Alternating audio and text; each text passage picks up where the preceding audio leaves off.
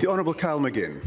Acting President, and it's an absolute pleasure to stand to talk on the motion from my mate, the Honourable Rosie Sahanna. And I'd like to put on the record what an honour it is to be serving in this parliament with the first female Indigenous member in the upper house. What an achievement. And it is no surprise the party that achieved that.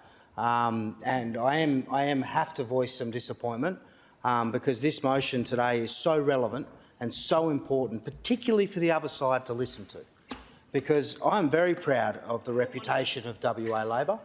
Very proud, because not only do we have the Honourable Rosie Sahanna in the upper house, we have the just as Honourable Davina Diana, who represents the Kimberley, in the lower house. We also ran the absolutely Honourable Cherie Sipasato in Northwest Central. We ran the Honourable, and I'm calling them Honourable because they are honourable people, Michelle Nelson in the Wheat Belt. We had Jeremiah Riley we ran in Durack. We had Shaneen Weldon that we ran in O'Connor. And I'm proud of the record that WA Labor has, and it is no surprise that then when we got into government in 2017, that we came in with a program that has truly delivered in the space of First Nations people in Western Australia. And, you know, the Minister currently, the Honourable Reece Whitby, is doing a fantastic job. But I want to pay homage to the Minister at the time in 2017, the Honourable Stephen Dawson, the work that him and his staff did in getting off the ground these fantastic ranger programs. The Honourable Amber Jade Sanderson, who then took over from that and drove even harder the Aboriginal Ranger program. And now the Honourable Reece Whitby, who's smashing it, absolutely out there on the ground, making sure this program gets legs. We're going to see an extra $13 million up for grabs in this round of the Rangers program. Now, when I talk about the Rangers program, I can't help but have passion just seep out, because I see it on the ground. I see what it does and what it achieves. And again, thank you, the Honourable Rosie Sahanna, because your words were so true about how vital this is on the ground for Aboriginal people to have a program that focuses on the knowledge transfer that is over 60,000 years of knowledge on this land being transferred across to help assist the government in looking after the biodiversity, the land, the sea, and most importantly, cultural sites in this country. Most importantly, these sites that have been around for thousands of years and hold such a special part in First Nations people's lives and their culture and their connection to land. There are so many things I could talk about in the Ranger program, but I do have a short time and I know there's many speakers that I want to hear. But what I will touch on is the Cartabia Station. So Cartabia Station is up near Coral Bay, and there's a lady there who is a fearless advocate and an absolute passionate leader of her community. Hazel Walger. Hazel, I salute you and what you have achieved. The Exmouth region and the Coral Bay region, when I first got up there in 2017, there was a noticeable lack of culture. There was a noticeable lack of culture.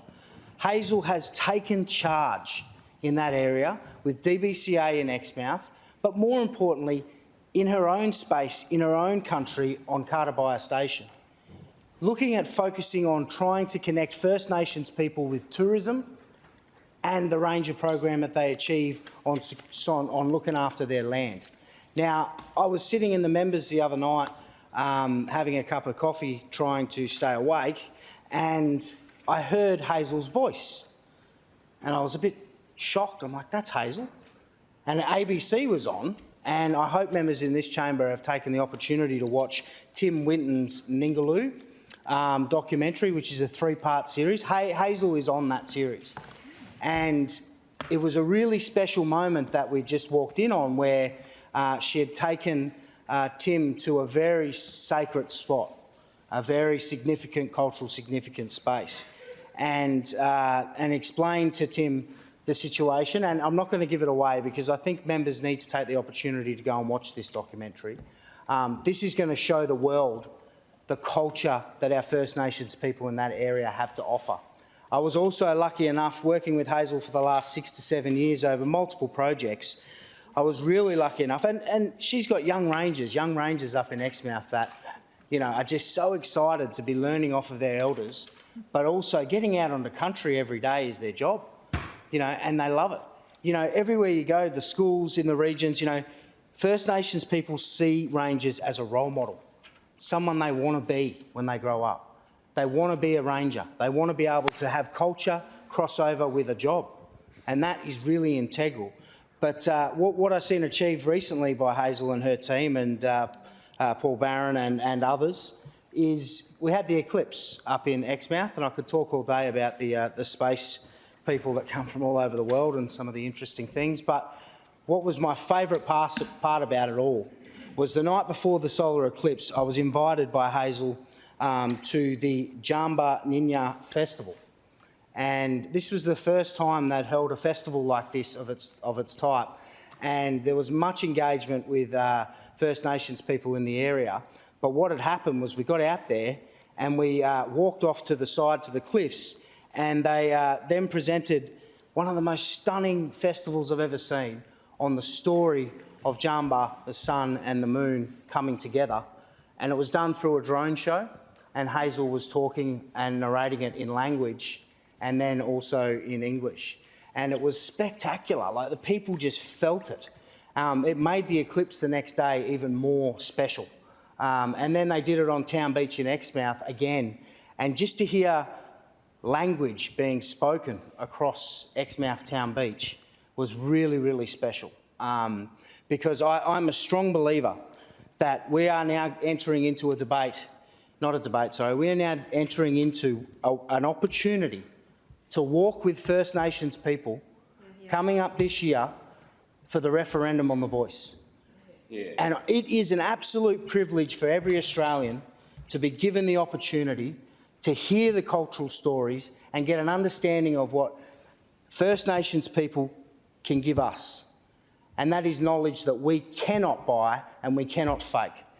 There is truth, there is storytelling, and there is a way forward.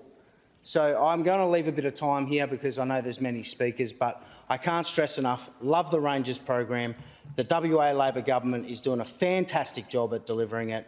Also, the voice is very important. Keep your eyes peeled. Don't be fooled by some of the rhetoric, because it is simple. Aboriginal people and Torres Strait Island people want us to walk with them, and we bloody well should. Yeah.